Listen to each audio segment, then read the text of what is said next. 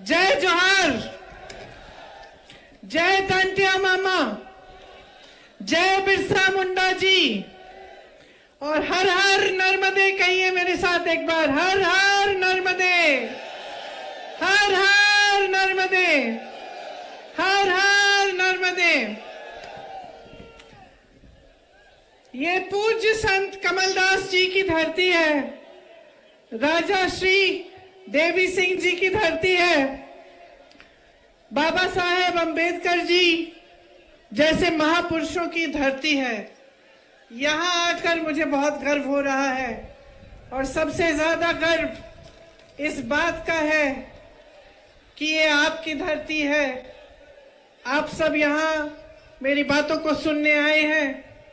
आपके पूर्वजों ने इन महापुरुषों के साथ हमारी आजादी की लड़ाई लड़ी, और इसलिए एक तरह से ये पावन धरती भी है। आपने मुझसे पहले जो चर्चा की इंदिरा जी की, आप सब जानते हैं कि मैं इंदिरा जी की पोती हूं। इसमें ताली बजाने का, आप उनको बहुत मानते थे, और जितना आप उनको मानते थे, जितनी श्रद्धा आपके दिल में उनके लिए थी, उतनी ही श्रद्धा इस देश की जनता के लिए, खास तौर से मेरे आदिवासी भाई बहनों के लिए इंदिरा जी के दिल में थी। तो आज उनके गुजर जाने के 30 साल से ज्यादा गुजर गए हैं, लेकिन आप फिर भी उन्हें याद इसलिए करते हैं क्योंकि आप जानते हैं कि उनके दिल में आपके प्रति जो श्रद्धा थी वो एक गहरी और असली श्रद्धा थी। वो एक राजनीतिक रिश्ता नहीं था, एक भावनाओं का रिश्ता था, एक समझ और श्रद्धा का रिश्ता था। वो समझती थी कि आपकी संस्कृति क्या है, वो समझती थी कि आपकी संस्कृति पूरी दुनिया और मानवता की एक मूल संस्कृति है। प्रकृति की रक्षा, प्रकृति का आदर, चाहे जंगल हो, चाहे जल हो, चाहे जमीन हो, चाहे जानवर हो, सबका आदर करते हुए आपने अपने जीवन जिए। और हमेशा कहती थी कि यही संस्कृति इस दुनिया की सबसे अच्छी संस्कृति है। तो उन्होंने कभी आपकी संस्कृति को बदलने की कोशिश नहीं की, उस पे कुछ थोपने की कोशिश नहीं की, हमेशा उसका आदर किया, और उसी की तहत आपके लिए उन्होंने नीतियां बनाई। इसी तरह से चाहे पंडित जवाहरलाल नेहरू थे, चाहे उसके बाद राजीव गांधी जी थे, उन्होंने भी इसी तरह से आपकी संस्कृति का आदर किया। आपके लिए जो नीतियां लाए उनसे आपकी भलाई हुई, आप आगे भी बढ़ पाए, और साथ साथ जो आपकी परंपराएं थी, जो आपकी संस्कृति थी, उसको आप बचा भी पाए।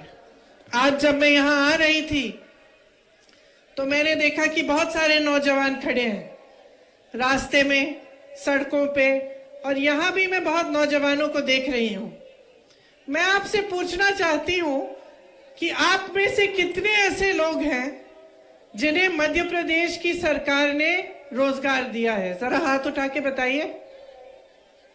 रोजगार मिला? नहीं मिला है।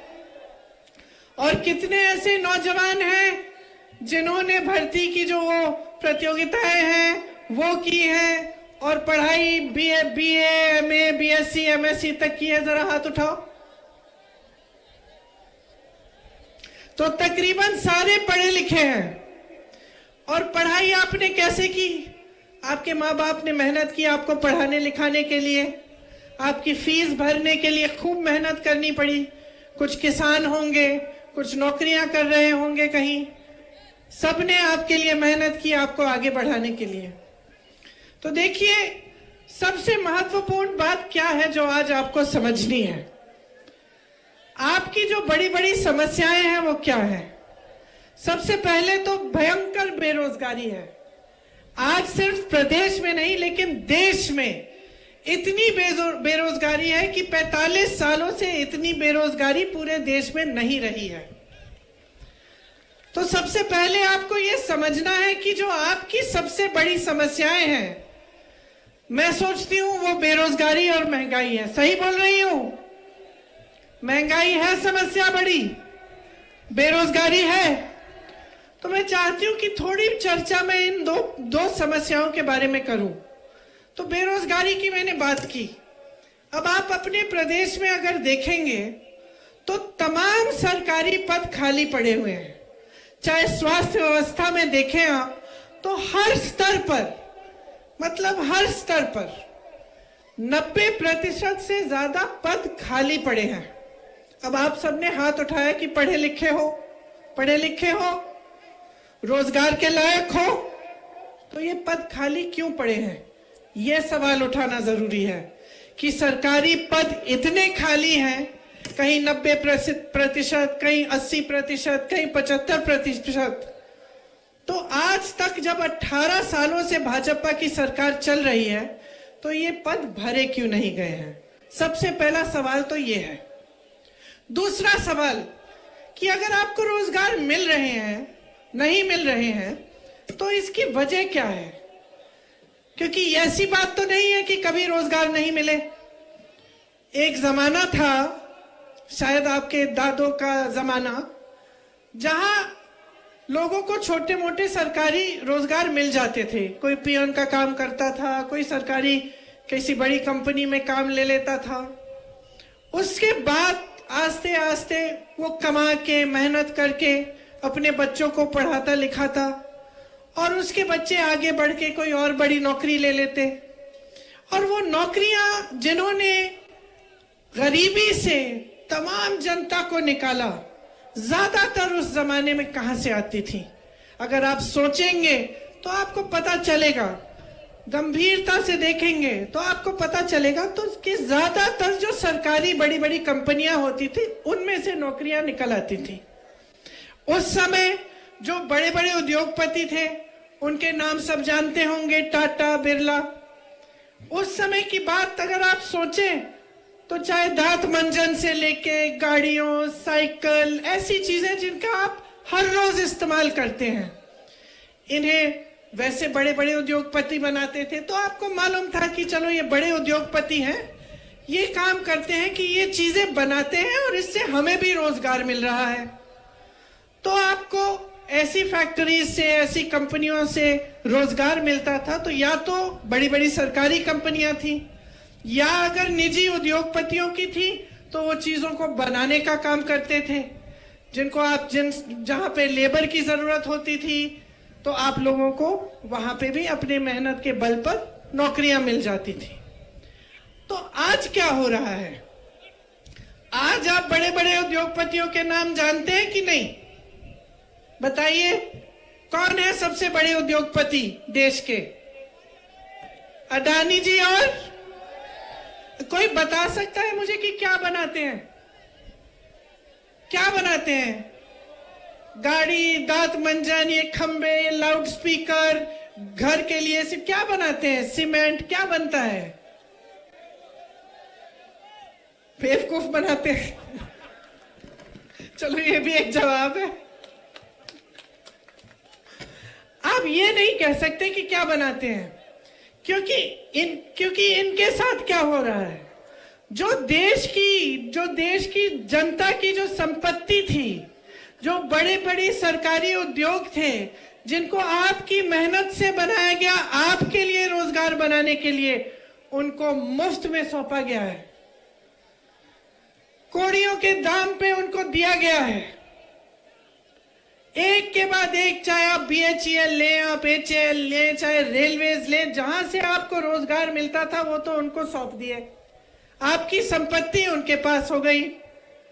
वो कुछ बनाते नहीं है, जो आपने बनाया, इस देश ने बनाया, चाहे वो बंदरगाह हो, चाहे वो एयरपोर्ट हो, चाहे कोई भी बड़ी चीज ले लीजिए, वो उनको सौंपी जा रही है। तो आपके रोजगार कहां से आएंगे? छोटे उद्योगपतियों से, जो छोटे छोटे कारोबार चलाते हैं। लेकिन इस सरकार ने तो उनको भी खत्म कर डाला। सोचिए, पहले नोटबंदी लाए, अब जो छोटे दुकानदार हैं, यहाँ जो तमाम छोटे छोटे बिजनेस हैं, सबसे ज्यादा नुकसान नोटबंदी का किसने झेला? उन्होंने झेला। फिर कोविड आया, कोरोना, फिर से उन्होंने नुकसान झेला। अब सरकार पे दायित्व होता है कि आप नुकसान झेल रहे हैं, आपकी मदद करें। मदद नहीं हुई, ऊपर से जीएसटी आ गई। जीएसटी क्या है? जीएसटी वो टैक्स है जिसने छोटे दुकानदारों और छोटे बिजनेसों के नाक में दम कर दिया। वो टैक्स है जो आप हर छोटी सी छोटी चीज पर आप देते हैं। चाहे देश का किसान हो, डीजल, पेट्रोल, खाद, सब पे जीएसटी, ट्रैक्टर जीएसटी, हर चीज पे जीएसटी। चाहे आप दिवाली आ रही है, आपको कुछ खरीदने जाना है, त्योहार है, मेरी बहनें बैठी हैं, धनतेरस आएगा, आपके त्योहार है, आप कुछ खरीदना चाहते हैं, दुकान जाना चाहते हैं, त्योहार को मनाना चाहते हैं, आप जो भी चीज खरीदेंगे उस पे आज जीएसटी है। और जीएसटी वो टैक्स है जिससे महंगाई बढ़ती चली जा रही है। महंगाई इतनी बढ़ रही है कि जब आपको दुकान जाना पड़ता है, कुछ खरीदना पड़ता है, तो ये डर लगता है दिल में कि भाई मैं खरीद भी पाऊंगी। कि आपको अगर घर के लिए कोई आ रहा है, घर पे मेहमान आ रहा है, खाना बनाना है, कुछ 8-10 लोग आ रहे हैं, तो मन में आप सोचते होंगे कि ये 2-3 चीजें बनाऊंगी। दुकान जाती हैं तो आधी चीजें आप खरीद नहीं पाती। आप आज देख रहे हैं, पहले टमाटर का कितना दाम बढ़ गया था, अब प्याज का कितना बढ़ गया है। एक जमाने में मोदी जी खुद कहते थे, जब कांग्रेस की सरकार थी, कि देखेंगे सचिन सेंचुरी पहले मारेगा वर्ल्ड कप में या प्याज सेंचुरी मारेगी, कहते थे ना। अब मैं उनसे पूछना चाहती हूं कि विराट ने तो सेंचुरी मार ली, प्याज की भी सेंचुरी हो गई, सरकार आपकी है, अब क्या बोलते हो? अब तो मुंह बंद हो गया। अब कोई सड़क पे उतर नहीं रहा है गैस के सिलेंडर को लेकर, क्योंकि जो सिलेंडर 400 में मिल रहा था उसे आप 12 से 1400 में दे रहे हैं। और चुनाव आने लगा, चुनाव के 2 महीने पहले चलो उसका दाम घटा दिया, 400 कर दिया। तो अगर 2 महीने पहले कर सकते थे तो इतने सालों से क्यों नहीं किया? तो अगर महंगाई कम करना आपके हाथों में है, तो ये जो 18 सालों से आप सरकार चला रहे हैं, जिसमें महंगाई बढ़ती चली जा रही है, देश का किसान परेशान है, देश का मजदूर परेशान है, देश का दुकानदार मत परेशान है, आपने कुछ नहीं किया। अब चुनाव आ रहा है तो घोषणाओं पे घोषणा। और मैं देख रही थी कि इस सरकार ने 22,000 घोषणाएं की हैं। जरा बताइए मुझे, 22 इन्होंने पूरी की हैं? 22 भी नहीं की। तो ये हुई महंगाई और रोजगार की बात, कि जो रोजगार बनाने के माध्यम थे उनको इन्होंने खत्म कर डाला। खेती किसानी भी थी, एक जमाने में लोग खेती से कमा लेते थे, आजकल बेचारा किसान कमा नहीं पा रहा है खेती से, पलायन करके जा रहे हैं उसके बेटे। और जिनके बेटे जवान बनने के लिए तैयारी किए, खूब उन्होंने संघर्ष किया कि हमारी भर्ती हो जाएगी, उनके लिए ये स्कीम ले आए, अग्निवीर की स्कीम, कि 4 साल करो सेना में काम और फिर घर लौटा। तो आपको सोचने की जरूरत है कि ये सरकार आपके लिए कर क्या रही है। अब ये आदिवासियों का क्षेत्र है, आपका क्षेत्र है। मैं आपको बताना चाहती हूं कि कुछ दिनों पहले मैं छत्तीसगढ़ में थी।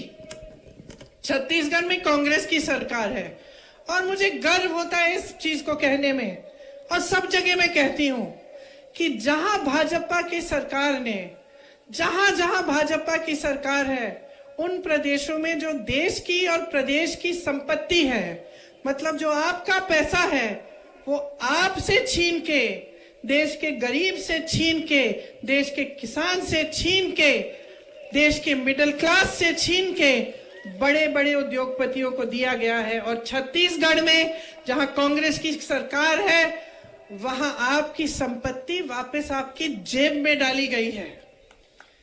क्योंकि जो हमारी नीतियां हैं वो यही करती हैं। वहां के आदिवासी क्षेत्र बस्तर को देखिए, आज बस्तर का नाम दुनिया भर में फैला हुआ है। वहां एक बड़ी प्रोडक्शन कंपनी लगाई मिलेट की, रागी की। उनका जो रागी वहां पे बनता है आज दुनिया भर में बिक रहा है। आपको क्या, जो वन के उपज हैं उसके लिए आपको न्यूनतम समर्थन मूल्य मिलता है कि नहीं, बताइए? नहीं मिलता। छत्तीसगढ़ में 67 वन उपज के लिए न्यूनतम समर्थन मूल्य मिल रहा है। धान के लिए सबसे ज्यादा पूरे देश में 2400 रुपए से ज्यादा मिल रहा है छत्तीसगढ़ में। आपके आदिवासी क्षेत्रों को आगे बढ़ाया गया है। सबसे बड़ा जो आदिवासी संस्कृति का जो मेला लगता है इंटरनेशनल, पूरे दुनिया भर के जो आदिवासी लोग हैं वहां आते हैं, वो छत्तीसगढ़ में आज लगता है। और आपकी संस्कृति को आगे बढ़ाने के लिए क्या नहीं किया। यहाँ आवारा पशु की आपकी समस्या है कि नहीं है? खेत चरते हैं आवारा पशु। अच्छा, ये जो समस्या है ना कि रात को दिन में जो आवारा पशु घूम के आपके खेत को चर जाता था, ये बहुत बड़ी समस्या थी छत्तीसगढ़ में। तो वहां के जो मुख्यमंत्री हैं और जो कांग्रेस की सरकार है, उन्होंने तय किया कि इस समस्या को हम दूर करना चाहते हैं। तो उन्होंने ऐसे गौठान बनाए जिसमें मेरी बहनें, जब मैं वहां की बहनों से मिलती हूँ, खास तौर से आदिवासी क्षेत्र की, मुझे कहती हैं कि 1-1 लाख से 6-6 लाख रुपए कमा रही हैं, क्योंकि गौठान बनाए, गोबर खरीदी आवारा पशुओं की। अगर आप पशु रखेंगे तो आपसे सरकार ने गोबर खरीदी, आपसे गोबर खरीदी। वहां पे जो स्वयं सेवा समूह है वहां उन्होंने काम कराया गौठानों में, और गौठान में से बहुत चीजें ऐसी बनाई जो काम की हो गई। तो हर तरफ से आपको मजबूत बनाने का प्रयास किया, और इसका नतीजा ये निकला कि जनता खुश है। नतीजा ये है कि छत्तीसगढ़ में से जो पलायन होता था, जो नौजवान सब दूर जाते थे नौकरी रोजगार ढूंढने के लिए, वापस आने लगे हैं। किसानों से मिलते हैं तो खुश लगते हैं, मुख्यमंत्री जी को काका कहते हैं, खुशी से, प्यार से, गुस्से से नहीं जैसे आप लोग मामा जी कहते हैं। ये आपके मामा जी ने कितने घोटाले किए हैं, यहाँ पे मेरा पूरा लिस्ट है, इतना लंबा है कि मैंने पढ़ना ही छोड़ दिया है। हर जगह घोटाला, पटवारी भर्ती में घोटाला, भर्ती के इम्तिहान में घोटाला, बिजली में घोटाला, वृक्षारोपण में घोटाला, व्यापम का घोटाला तो बात ही मत करिए, आप सब जानते हैं कि क्या हुआ। तो जहां पे आप देखते हैं घोटाला ही घोटाला। हर नौजवान को ये मालूम है कि ये सरकार कमीशनखोरी पे चलती है। कुछ छोटा सा चाहिए आपको, कहीं पे आपको छोटा काम कराना हो, सरकार से कुछ ताल्लुक हो, तो आपको कमीशन देना पड़ता है। तो क्या आप ये चाहते हैं अगले 5 सालों के लिए, या आप चाहते हैं कि आपके प्रदेश में भी ऐसी सरकार आए जो आपके लिए काम करे? देखिए, चुनाव के समय यहां खड़े होकर कोई भी कुछ भी घोषणा कर सकता है। आपको जागरूक बनना पड़ेगा, आपको देखना पड़ेगा कि ये घोषणा जो है ये खोखली है या असली है। अब जैसे कांग्रेस के प्रदेशों में हमने कुछ गारंटी बताई चुनाव के समय, तो आप देखिए ना कि क्या ये गारंटी लागू हुई कि नहीं हुई। जो घोषणा नेता, बड़े बड़े नेता करने आए थे, क्या उन्होंने ये घोषणा पूरी की कि नहीं। तो आपको पता चलेगा कि कांग्रेस के प्रदेशों में, जैसे तमाम प्रदेशों में पुरानी पेंशन स्कीम लागू है, जो कांग्रेस के प्रदेश हैं। आपकी सरकार और भाजपा की जो केंद्र की सरकार कहती है कि हमारे पास पैसे नहीं है, हम इतना पेंशन नहीं दे सकते। अच्छा, इतना पेंशन नहीं दे सकते तो अंबानी जी और अडानी जी के आप लोन कैसे माफ कर रहे हो? अगर आप किसानों का कर्ज माफ नहीं कर सकते तो इतने बड़े बड़े उद्योगपतियों के हजारों करोड़ के लोन कैसे माफ कर रहे हो? अगर इस जागरूकता से आप लोग ये सवाल नहीं पूछेंगे तो फिर जैसे आपने कहा कि बेवकूफ बनाया जाएगा, वैसे और 5 साल बेवकूफ बनो। इस देश के संविधान ने आपको एक बहुत बड़ी शक्ति दी है कि अगर आप जागरूक बन जाओगे तो कोई नेता आपको बेवकूफ नहीं बना सकता। और इस जागरूकता में पड़ा क्या है? अखबार उठाओ, अखबार में अगर सही खबर नहीं है तो आजकल इंटरनेट है, देखो, पढ़ो। जो लोग वहां से आ रहे हैं छत्तीसगढ़ से पूछो, कि भाई वाकई तुम्हारे प्रदेश में सबसे ज्यादा रोजगार है। कैसे हुआ कि भाई वाकई तुम्हारे यहाँ गौठान बन रहे हैं जहां पे सबकी तरक्की हो रही है, आपकी कमाई भी हो रही है। पता करो, पूछो, जो पलायन करके गया है उससे पूछो दूसरे प्रदेशों में क्या हालात है, कांग्रेस की सरकारें क्या कर रही हैं। जागरूक बनो, क्योंकि इस जागरूकता से ना आपका भविष्य जुड़ा हुआ है। अगर आप अपने भविष्य को गहराई से नहीं समझेंगे और आज की राजनीति को गहराई से नहीं समझेंगे तो आगे तरक्की नहीं होगी आपकी। मेरी बहनें बैठी हैं और बड़ी घोषणा की भाजपा ने कि आपको हर महीने पैसे दिए जाएंगे। ठीक है, डालने भी शुरू कर लिए उन्होंने। मैं आपसे पूछना चाहती हूं कि ये घोषणा चुनाव से 3 महीने पहले क्यों की? क्या इससे पहले महिलाएं संकट में नहीं थी? क्या इससे पहले महंगाई की समस्या नहीं थी? क्या इससे पहले आप पूरे समाज का बोझ नहीं उठा रही थी अपने कंधों पर? क्या इससे पहले आप खेती में काम नहीं कर रही थी? आप नौकरियां नहीं कर रही थी? आप अपने बच्चों का परवरिश नहीं कर रही थी कि अब जागे हैं ये? 18 सालों से इनकी सरकार रही है, गैस सिलेंडर का दाम अभी कम किया है। 18 सालों से इनकी सरकार चल रही है, इनको अब सूझा है कि हर महीने आपको कुछ देंगे ये पैसे। तो सोचिए, इन्होंने घोषणा की कि महिलाओं के लिए हमने एक बड़ा आरक्षण का बिल पास किया है। वाह वाह वाह, पूरी देश की मीडिया ने इनका खूब इवेंटबाजी की, आपने सारी पब्लिसिटी देख ली, मोदी जी आए, सबने तालियां बजाई, सब महिलाओं ने माले लगाए। और लागू कब होगा? 10 साल बाद बहनों। तो ये कैसी घोषणा है? ये कैसी बिल है जो पास हो गई है लेकिन 10 साल तक लागू नहीं हो सकती? और हम कहते हैं अभी लागू करो, अभी लागू करो, 33% महिलाओं को आरक्षण देना है, अभी दो। तो पीछे हट जाते हैं। इसी तरह से जब हम कहते हैं जातिगत जनगणना करो, हम क्यों कह रहे हैं? क्या मतलब है इस जातिगत जनगणना की? एक गिनती है कि देश में, प्रदेश में कौन सी जाति के कितने लोग हैं। इससे क्या होगा? हमें पता चलेगा कि आदिवासी इतने हैं, कि एससी इतने हैं, दलित इतने हैं, कि ओबीसी के इतने लोग हैं, कि गरीब लोग इतने हैं। तब हमें पता चलेगा कि हम किस तरह से इन लोगों की मदद कर पाए। अगर सरकार को पता ही नहीं होगा, अगर ये जनगणना होगी ही नहीं, तो सरकार मदद कैसे करेगी? सही नीतियां बनेंगी कैसे? तो बिहार में गिनती हो गई, बिहार की प्रदेश की सरकार ने गिनती की, पता चला कि 84% ओबीसी, आदिवासी और दलित है। अब आप सोचो, अगर बिहार में 84% ओबीसी, आदिवासी और दलित हैं, तो लगभग पूरे देश में ही इतना होगा, थोड़ा सा ऊपर नीचे होगा। लेकिन अगर आप पूरे देश में देखें कि बड़े बड़े पदों पे कौन है, बड़े बड़े उद्योगपति कौन है, जो यूनिवर्सिटीज हैं इनके वाइस चांसलर कौन है, जो बड़ी बड़ी मीडिया की कंपनियां हैं इनको कौन चलाता है, तो आपको पता चलेगा कि आपका प्रतिनिधित्व इसमें नहीं है। हम कहते हैं जातिगत जनगणना करो, गिनती करो भाई, प्रतिनिधित्व हो सबका, सही तरह से सबका विकास हो। चुप हो जाते हैं, पीछे हट जाते हैं, तरह तरह की बातें करने लगते हैं। तो आपको समझना है कि ये लोग सचमुच आपकी भलाई चाहते हैं कि नहीं, आपका विकास चाहते हैं कि नहीं, या फिर सिर्फ अपनी सत्ता में मग्न है और भ्रष्टाचार और सत्ता को रखने के लिए, भ्रष्टाचार करने के लिए, अपने बड़े बड़े महलों को बनाने के लिए ही ये सत्ता में रहना चाहते हैं और ये सरकार चलाते हैं।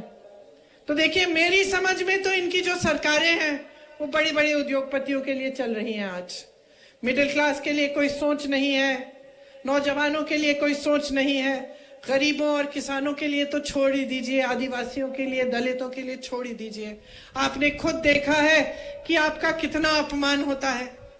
वीडियो निकला था, एक शर्मनाक वीडियो, आप सबने देखा होगा। फिर क्या हुआ? चुनाव का समय है तो मुख्यमंत्री जी ने उस लड़के के पैर धोए जिसके साथ इतनी खराब हरकत, गंदी हरकत की गई थी। लेकिन इससे पहले क्या, चुनाव से पहले क्या, और चुनाव के बाद क्या हम सोचेंगे नहीं, क्या हम पूछेंगे नहीं कि ये सरकार की नीयत क्या है? एक छोटी सी बच्ची का बलात्कार होता है उज्जैन में, हर दरवाजे को खटखटाती है, मदद मांगती है, कोई उसकी चीख नहीं सुनता, कोई उसकी मदद नहीं करता। महिलाओं पे, मेरी बहनें, इतना अत्याचार है मध्य प्रदेश में। आज हर रोज 17 महिलाओं का बलात्कार होता है आपके प्रदेश में, हर रोज। सुरक्षा ही नहीं है। बड़ी बड़ी बातें हो रही हैं आरक्षण की, लेकिन सुरक्षा नहीं दे पा रहे हैं। तो अब आप समझिए कि आपका प्रदेश कहां पे है। 18 सालों से आपने देख लिया है, भ्रष्टाचार भुगत लिया है, महंगाई भुगत ली है, बेरोजगारी भुगत ली है। अब आपके सामने एक चुनाव है, आप चुनिए। आपको 5 साल और इन्हें मौका देना है कि आपका अत्याचार बढ़े, आप पे अत्याचार बढ़े, बेरोजगारी बढ़े, महंगाई बढ़े और आप आगे न बढ़ पाए। इनके महल बनते जाए बड़े बड़े, ये भ्रष्टाचार करते रहें, कहीं 200 करोड़, कहीं 500 करोड़, कहीं आपने अब कल वीडियो एक जारी हुआ है एक केंद्र के कृषि मंत्री के बेटे का, आपने देखा होगा, हजारों करोड़, 100 करोड़ की बातें हो रही हैं। वहां अडानी जी 1600 करोड़ रुपए कमा रहे हैं एक दिन में, सुनिए, एक दिन में। और देश का किसान 27 रुपए कमा रहा है। देश का किसान 27 रुपए एक दिन कमाता है और अडानी जी सरकार की मदद से 1600 करोड़ रुपए कमा रहे हैं। मोदी जी लाखों के सूट पहनते हैं, 8000 करोड़ रुपए के हवाई जहाज में घूमते हैं। उनको घूमने के लिए 2 हवाई जहाज उन्होंने खरीदे हैं, 8000 करोड़ रुपए का एक। 16,000 करोड़ रुपए के 2 हवाई जहाजों में एक इंसान हमारे प्रधानमंत्री मोदी जी घूमते हैं। 20,000 करोड़ का इन्होंने खर्चा किया किस में? संसद को नया बनाने में, उसके सुंदरीकरण में। जो संसद पहले था वो 70 सालों से अच्छा खासा चल रहा था, ठीक है, उसकी कुछ मरम्मत करानी थी, करा देते। 20,000 करोड़ रुपए आप खर्च रहे हैं सुंदरीकरण करने में, बड़ी बड़ी इमारतें बना रहे हैं, और आप कहते हैं कि किसानों का बकाया नहीं दे सकते, किसानों का कर्ज माफ नहीं कर सकते। तो ये परिस्थितियां हैं। अब अगर आप सोचते हैं कि हम कांग्रेस पार्टी हैं, हम तो भाजपा की आलोचना करेंगे ही, चुनाव है, हमें तो कहना है, तो ठीक है, हमारी बातों पे मत जाइए, लेकिन अपनी जागरूकता तो बढ़ाइए। आप खुद देखिए कि आपके साथ क्या हो रहा है। क्या आपके जीवन में इन पिछले 5-6 सालों में तरक्की आई है कि नहीं? इस सवाल का जवाब दे दो मुझे, आई है कि नहीं? सुनाई नहीं दे रहा मुझे, और जोर से बोलो। नहीं आई है, पिछले 5 सालों में नहीं आई है। क्या इससे पहले जो 5 सालों से इनकी सरकार थी उसमें आई थी? नहीं आई। और उससे पहले नहीं आई। 18 सालों से इनकी सरकार है, बीच में 15 महीनों के लिए आपने कांग्रेस की सरकार जो चुनी थी उसे भी रिश्वत दे देकर उसे भी गिरा दी इन्होंने। तो 18 सालों की जो इनकी सरकार है, इसमें आपकी तरक्की नहीं हुई ना, तो क्या उम्मीद रख रहे हैं कि आप अगले 5 सालों में होगी? तो आपको दिख नहीं रहा है कि जितनी भी घोषणाएं आपके सामने की जा रही हैं सब खोखली हैं, सब खोखली हैं बहनों और भाइयों। सब अपने में ही खुश हैं, अपनी सत्ता बढ़ाना चाहते हैं, अपने बड़े बड़े महल बनाना चाहते हैं, अपने बच्चों को विदेश में पढ़ाएंगे, वहां रोजगार दिलवा देंगे, हजारों करोड़ के अपने लोन माफ करवा लेंगे, लेकिन आपकी तरक्की नहीं हो रही है। तो मैं सिर्फ एक चीज कहती हूं आपको, वोट नहीं मांगूंगी, जागरूकता मांगूंगी आपसे, और एक ही चीज कह के जाऊंगी,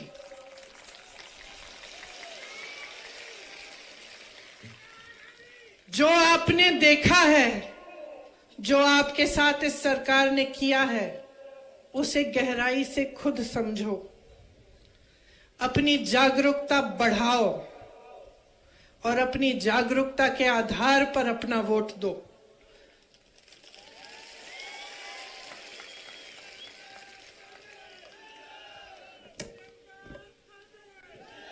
अगर आज आप इंदिरा जी को याद करते हैं तो शुरू में मैंने कहा इसलिए नहीं याद करते कि वो आपके सामने खोखली घोषणाएं करती थी, इसलिए याद करती हैं क्योंकि उन्होंने आपको आपके जल, आपके जंगल, आपके जमीन पर आपका जो अधिकार था वो वापस दिया, आपको जमीन के पट्टे दिए और कोई एहसान नहीं किया आप पे। उनकी समझ थी, उनकी श्रद्धा थी आपके प्रति। उन्होंने कहा आपका अधिकार है, आपको मिलना चाहिए। उन्होंने ये नहीं कहा कि मैं दे रही हूं, उन्होंने कहा ये आपका अधिकार है, अपने हाथों में लो। कांग्रेस की सरकारों ने हमेशा आपके अधिकारों को आपके हाथों में दिया है।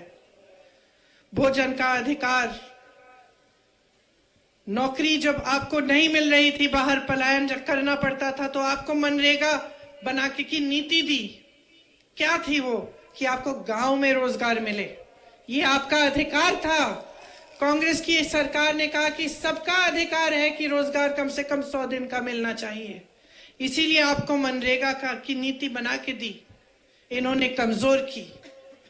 तो जो आपका अधिकार है वो आप समझिए, कौन सी सरकार आपका अधिकार आपके हाथों में देना चाहती है और कौन सी सरकार पुराने जमाने के राजाओं की तरह आपके सारे अधिकार लेकर अपने हाथों में सिर्फ सत्ता के लिए चाहती है। आप समझिए, जब आप गहराई से सोचेंगे और समझेंगे तो मैं जानती हूं कि आपका वोट सिर्फ और सिर्फ कांग्रेस पार्टी को जाएगा,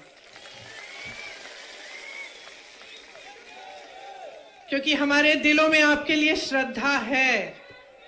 हम जानते हैं कि आपने हमें बनाया है, हम जानते हैं कि इस मंच पे बैठा हर एक नेता यहां नहीं खड़ा होता अगर आपने नहीं खड़ा किया होता।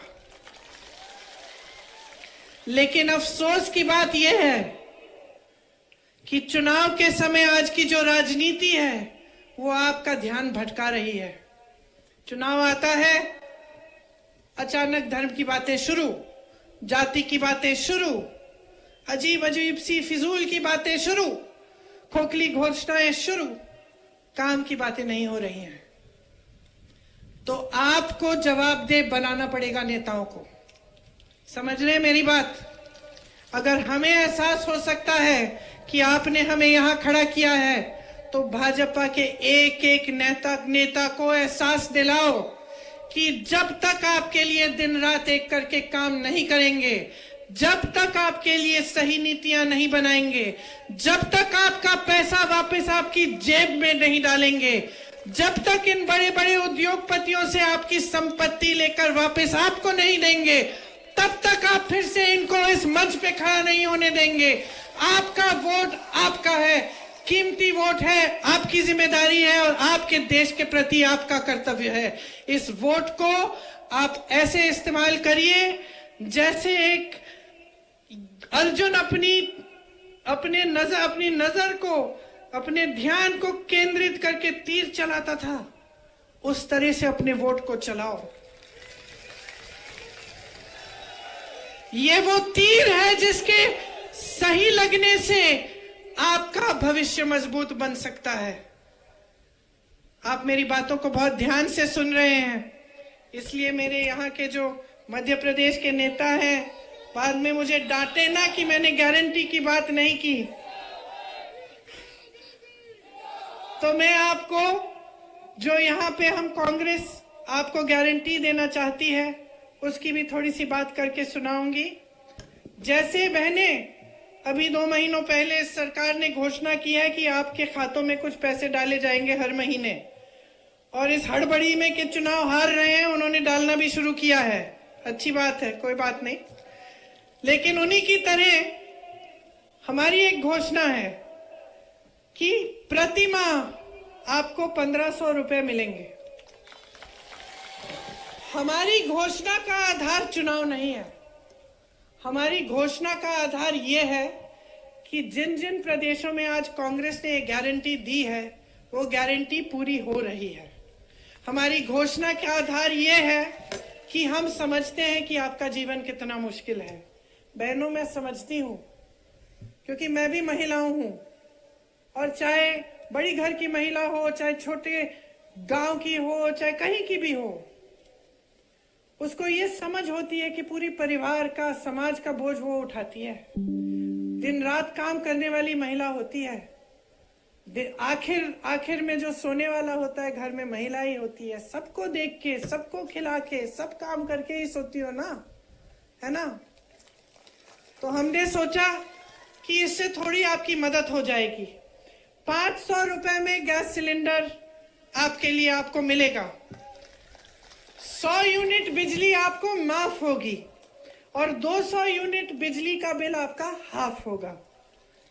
पुराना पेंशन लागू होगा, जैसे पहले आपको मिलता था और जैसे कांग्रेस के बाकी प्रदेशों में मिल रहा है, आपको मध्य प्रदेश में भी मिलेगा। 2 लाख सरकारी पद जल्दी से जल्दी भरे जाएंगे। जो नौजवान यहाँ खड़े हैं, ये आपके लिए गारंटी है। और जो बेरोजगार नौजवान हैं, उनको 3000 रुपए प्रति माह बेरोजगारी भत्ता मिलेगा। पढ़ो और पढ़ाओ योजना के तहत कक्षा 1 से 12वीं तक निःशुल्क शिक्षा मिलेगी। कक्षा 1 से 8 तक हर बच्चे को 500 रुपए मिलेंगे। जो बच्चा स्कूल में भर्ती है शायद, उसको 500 रुपए मिलेंगे। कक्षा 9 से 10 तक हर बच्चे को 1000 रुपए दिए जाएंगे। कक्षा 11 से 12 तक 1500 रुपए दिए जाएंगे। जैसे जब कांग्रेस की 15 महीनों के लिए सरकार बनी थी, जिनको इन्होंने बिगाड़ा और गिराया, उन 15 महीनों में किसानों का कर्ज माफ शुरू करना उन्होंने शुरू किया था। उसी तरह से वो काम फिर से शुरू किया जाएगा और मेरे किसान भाई और बहनों, आपके कर्ज माफ किए जाएंगे। न्यूनतम समर्थन मूल्य की गारंटी आपको दे रहे हैं। गेहूं का न्यूनतम समर्थन मूल्य 2600 रुपए मिलेगा आपको। धान का आज भी छत्तीसगढ़ में 2400 से ज्यादा मिल रहा है, आपको 2500 मिलेगा। ओबीसी वर्ग के नौजवानों 27% तक आरक्षण आपको मिलेगा। और हम जाति जनगणना प्रदेश में हम गिनती कराएंगे। प्रतियोगी परीक्षा शुल्क में 100% छूट होगी। तो जब आजकल आप पढ़ाई करते हैं, फिर आप परीक्षा देने जाते हैं, परीक्षा में अक्सर क्या होता है कि घोटाला हो जाता है। अब परीक्षा को देने के लिए एक फीस होती है, वो फीस माफ हो जाएगी ताकि कम से कम आपको थोड़ी राहत मिले। आजकल स्थिति क्या है कि आप पढ़ाई करते हो, आपके माँ बाप मेहनत करते हैं, ट्यूशन के फीस भी भरते हैं, फिर आपको परीक्षा के लिए भी फीस भरनी पड़ती है। और जैसे मैंने कहा, अक्सर होता है कि कोई घोटाला हो गया या भर्ती नहीं निकली तो और भी मुसीबत बढ़ जाती है। तो इसलिए हमने सोचा कि 100% आपको परीक्षा की शुल्क में आपको छूट मिलेगी। परिवार सहित 25 लाख रुपए तक का बीमा मिलेगा और 10 लाख तक दुर्घटना बीमा। ये आज राजस्थान में हो रहा है। कांग्रेस की सरकार है, 25 लाख रुपए तक मुफ्त इलाज हो रहा है राजस्थान में। लोग बहुत खुश हैं कि कोई बीमारी होती है, हार्ट का ऑपरेशन, मैं तो लोगों से मिली हूँ, हार्ट का ऑपरेशन बच्चों के लिए कराया है एकदम निःशुल्क। तो ये हम मध्य प्रदेश में भी करना चाहते हैं। SC, ST, OBC के खाली पड़े बैकलॉग पदों के लिए हम चाहते हैं कि जल्दी से जल्दी ये भरे और हम ये गारंटी देते हैं कि हम इस काम को करेंगे। तो हमने, जैसे मैंने कहा, आप जागरूक बनिए, मेरी बातों पे मत चलिए, पता करिए क्या कांग्रेस के प्रदेशों में ये गारंटी लागू हो रहे हैं और आपको पता चलेगा कि आज ये सब काम हो रहा है। तो जिस दिन आप वोट डालने जाएंगे, मेरी बातों को याद रखना, जागरूकता से, ठीक ढंग से सोच समझ के एक ऐसी सरकार को लाइए जो आपके लिए काम करके दिखाए। आप मौका दीजिए तो हम सब आपको आगे बढ़ाकर आपका विकास कर दिखाएंगे। आप सबको बहुत बहुत धन्यवाद। बहुत ध्यान से मेरी बातें सुनी है, आशा है याद भी रखोगे। याद रखोगे? ठीक है, कभी चुनाव के बाद भी वापस आऊंगी। धन्यवाद। जय हिंद।